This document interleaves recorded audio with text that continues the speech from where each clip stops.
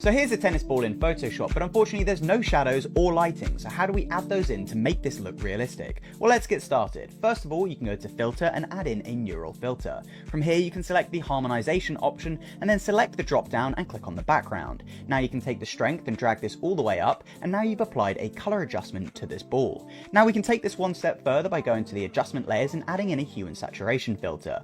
From here we can desaturate this slightly to match the rest of the balls in the environment, and then we can go ahead and start to add in some shadows. So to do that, we can add in an exposure adjustment layer here, grab the exposure and drag this down, and take the gamma and drag this up slightly. Now press Ctrl I on the keyboard to invert this mask, and with a brush you can paint on these shadows onto the bottom of the ball. Now we're going to do the exact opposite to add in some light, so take an exposure layer and drag it up, press Ctrl I to invert this mask again, and now we can paint on this light on top of the ball.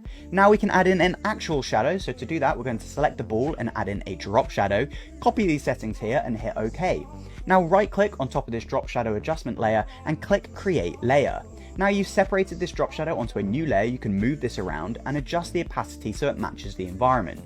Now we can go ahead and do the last step, which is adding in a levels adjustment layer here, and then we can play around with these settings until you've got something that matches the lighting of the environment. And there you have it. Follow for more Photoshop tips.